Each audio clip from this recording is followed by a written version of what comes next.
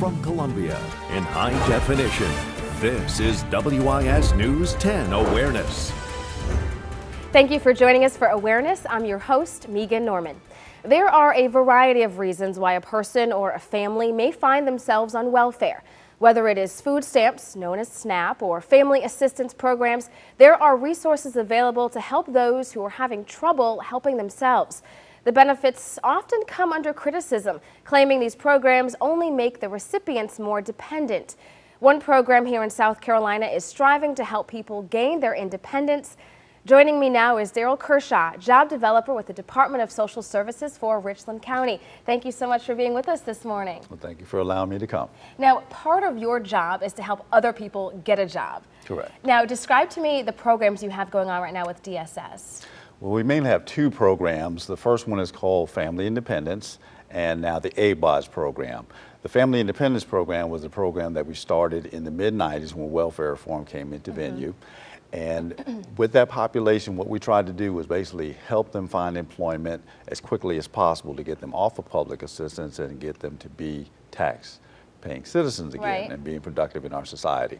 And so what we do is try to find out exactly what kind of career choices they want.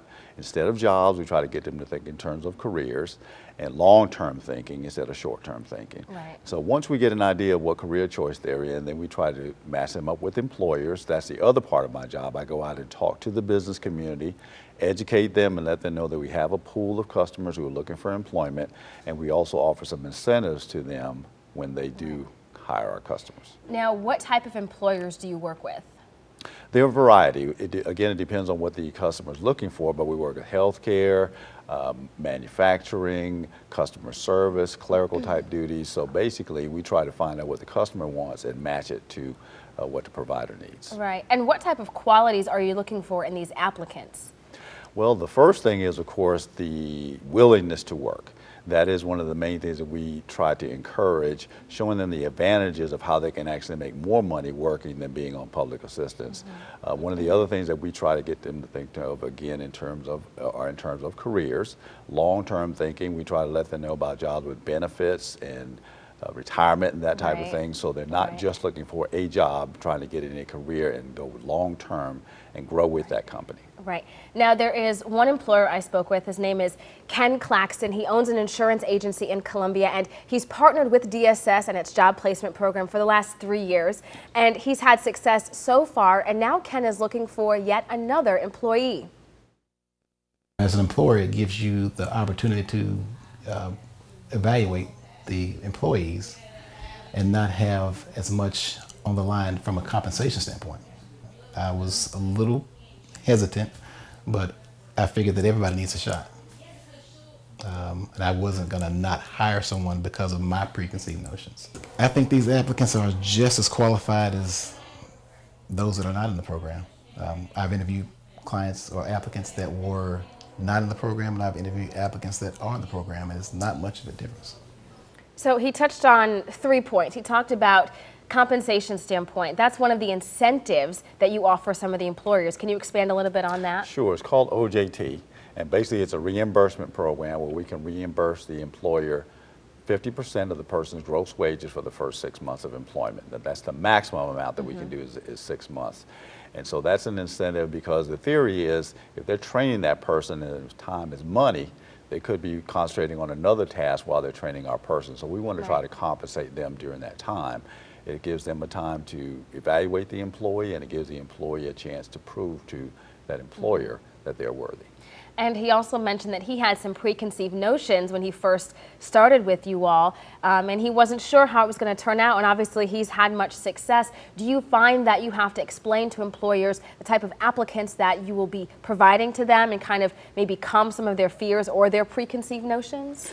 We do know that there is a negative impression of DSS recipients in the business community. That is reality. And so what we try to do is let them, first of all, know that I know what I'm doing.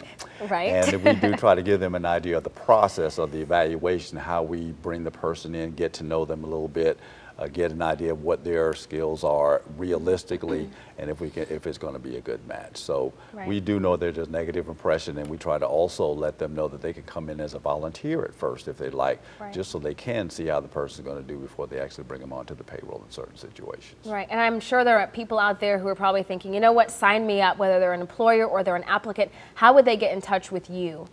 Well, the easiest number is 714-7418, or they can access our website also and find out a little bit more about the program. Just give me a call. We'd like to come out and educate you and give you an idea of what we can do. And we, of course, will have his information on our Facebook page as well. And now, one other thing I want to ask you about, when we talk about applicants, these applicants are on welfare, some kind of public assistance. What is that? What are the demographics like? Are they all stereotype of single mothers? Are they veterans? What does the face look like? Are they two-parent households? It runs the gamut, really. The vast majority are single parents. Most of the times it is the ladies because they usually have the children, but we do have some single fathers also and a small number of two-parent families. So you really can't just categorize anyone because you never know what background they're coming from. Right. And when I was talking to Mr. Claxton about the applicants that he is looking for, he said there are some red flags that stand out to him. And when you're screening the applicants, you look for stability, correct, in terms of jobs. What other things do you look for in your candidates? What type of family support they may have. Are there any background issues? Because some do come to us with criminal records and that type of thing.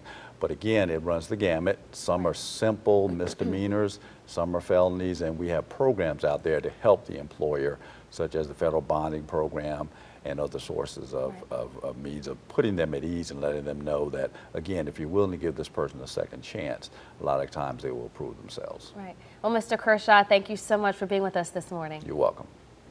Still to come on Awareness. It's not a choice that we made. It's something that had to happen to help us survive. There is no one face to welfare. Hear stories from several women about the forced fight to get back on their feet.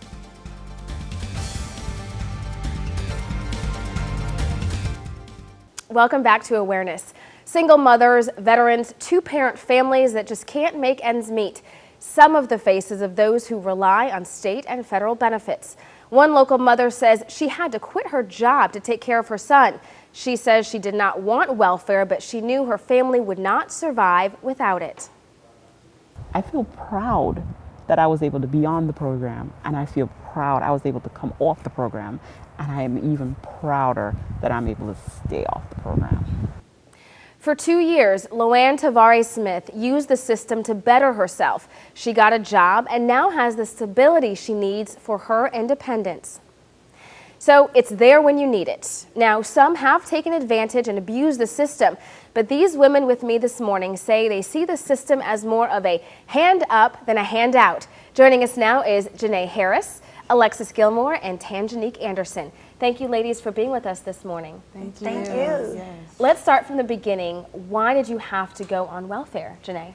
Well, I had to go on welfare because back in 2009, I actually moved here to Columbia, South Carolina from Savannah, Georgia to pursue my nursing career.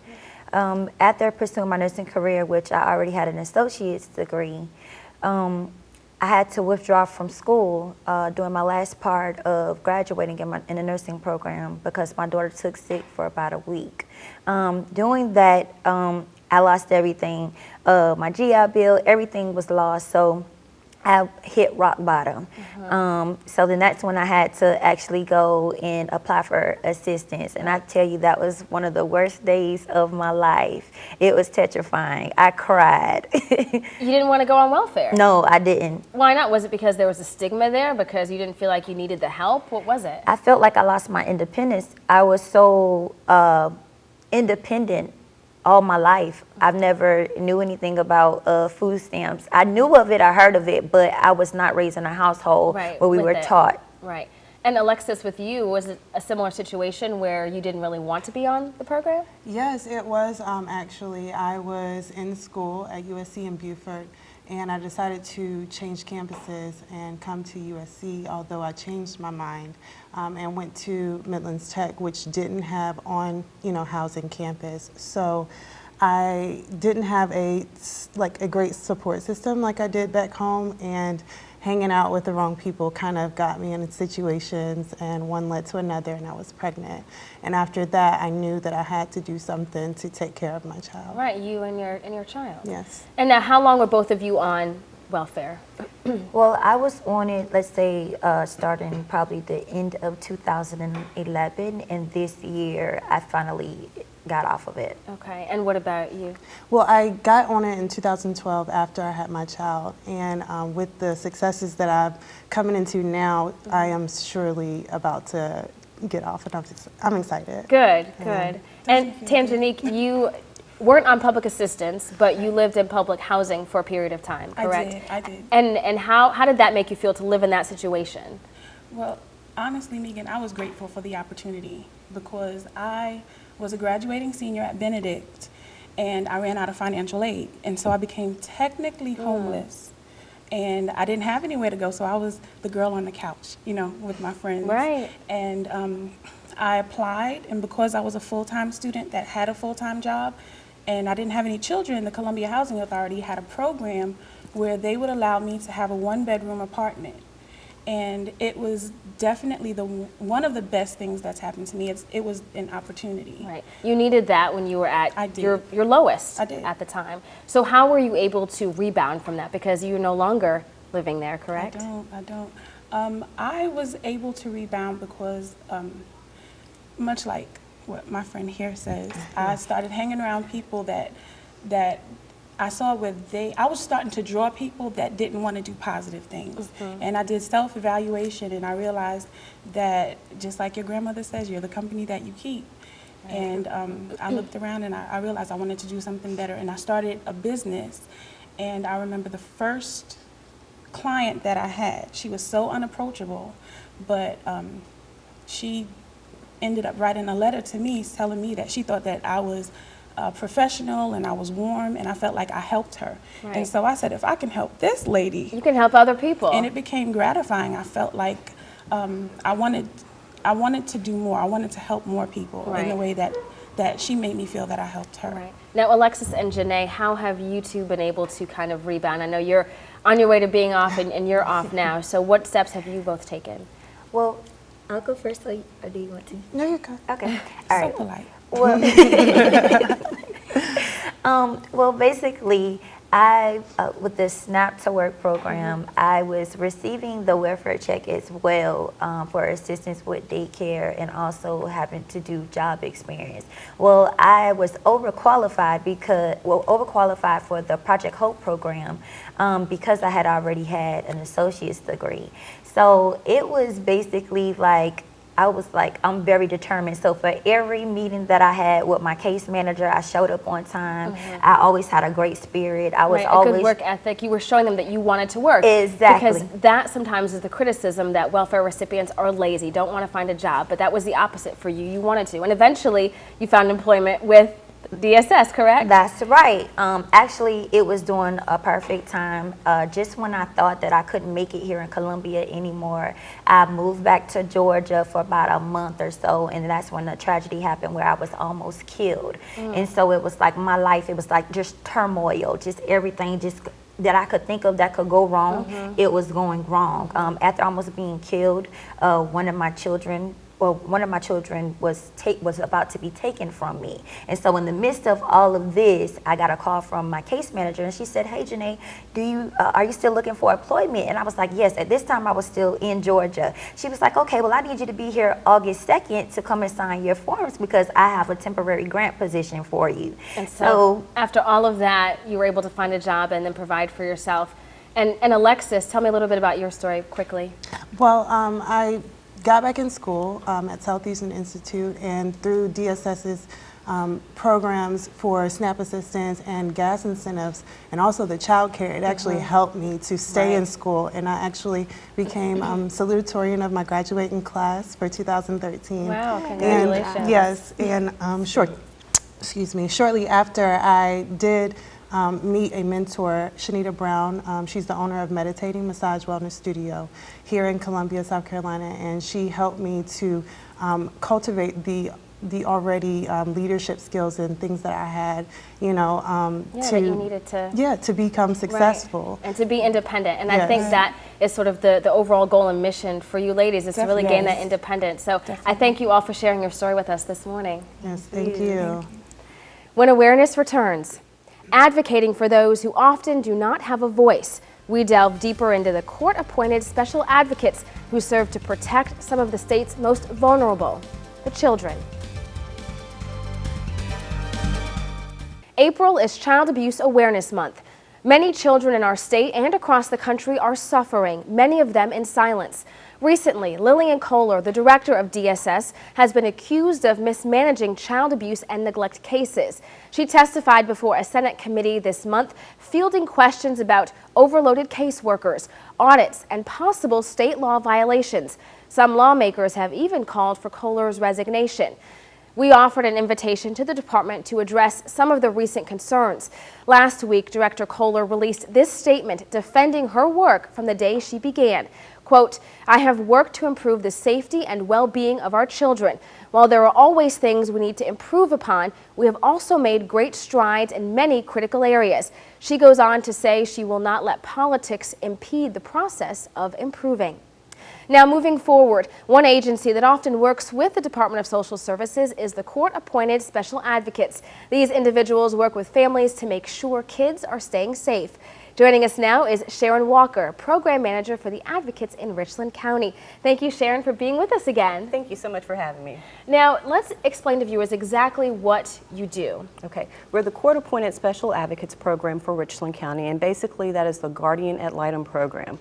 We advocate on behalf of abused and or neglected children here in Richland County alone. Now let's talk about some of the statistics when it comes to the number of children that are abused that you see come through the system. Let's talk about March. Okay. In March there were a total of 25 cases with 34 children, and most of them were a result of physical abuse. Right. Can you talk about what some of these cases really entail? Sometimes there are actual just excessive corporal punishment.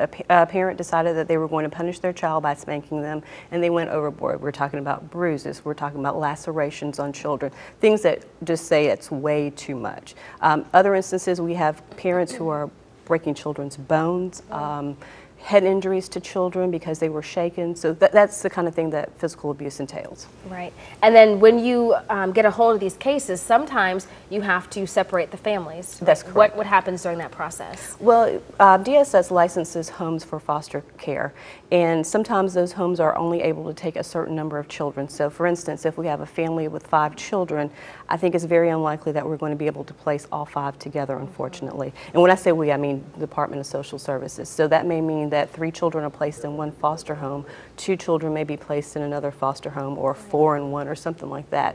In instances where we have teenagers, unfortunately, those teenagers are really hard to place. There are a couple of facilities here in Columbia that can take them, but once they're full, then they have to go to another place. So they could be anywhere in Aiken, Charleston, Rock Hill, all over the state. What do the numbers look like when we look at how many kids are actually in foster care? I think right now we're dealing with approximately 900 children, and that's just in Richland County alone. And those numbers, they stay pretty high. For the past few years, they've been up around that That's number. correct, yes. And I mean, what's the reason for that? I mean, is it really just abuse and neglect, or? Well, you know, with the downswing in the economy, of course, the means to be able to take care of a child and yourself has become difficult, especially with parents who may have lost their job or lost their housing. And so that's where we come in with physical neglect issues, where there's just not enough housing available for the people, or just that they're not able to provide food for their child. Right. And let's talk about more of a positive aspect. Sometimes you were able to reunite these families. Yes. How does that happen? Well, you know, we work through a treatment plan, and basically we're looking at the family situation and saying, okay, what does this family need? Maybe it's just that they need some economic services. Maybe they need to tap into a support system that they have, that maybe they realize, I have a friend who might have gone through the same situation, and that person's there and then can really be able to support me and assist me. And one interesting aspect that we may not think about is, how does immigrant status play into your role? That makes it extremely difficult, because when we have families that are illegal and children that are illegal, then we aren't able to tap into the federal sources to be able to provide them with services. So they're not eligible for Medicaid, they're not eligible for any services, and so unfortunately the Department of Social Services has to pay out of their pocket, and of course they've got a limited budget as well. Now, it's a little bit different when the children are legal. because then they're able to tap into those federal sources. Right. Now, is your program currently looking for volunteers or people to help out? Yes, we're always looking for volunteers. Right now we are at 473, which may seem like a lot, but we have a lot of children, and sometimes it's difficult, like I said, when our children are placed out of town. So we're always looking for volunteers, and as a matter of fact, we have a training session going on right now. Do you? Yes. Well, and tell me how you and the other, and some of the volunteers, how do you emotionally cope with your job? Because looking at these statistics, when you look at the child abuse, the neglect, the sexual abuse, I mean, these are serious issues. How are you able to deal with your job on a day-to-day basis? For me, it's a little bit easier because I'm removed, and that I don't mean that in a bad way. I look at what happened to the child, but I actually don't see that child's face. Right. I think it's much difficult for the volunteers, but because they're so concerned about what's in this child's best interest and wanting this child to have everything that they would have wanted for their child, I think that helps them move on. Right. Well, thank you, Sharon, for being with us, and we will have some information on our Facebook page with how you can volunteer. We'll be right back with a final thought.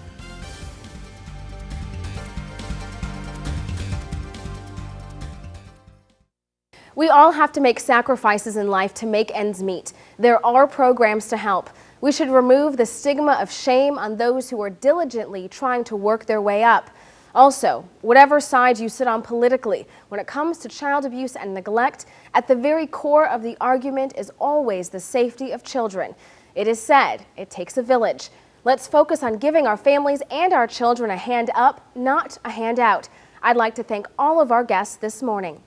Until next time, I'm Megan Norman. This is Awareness.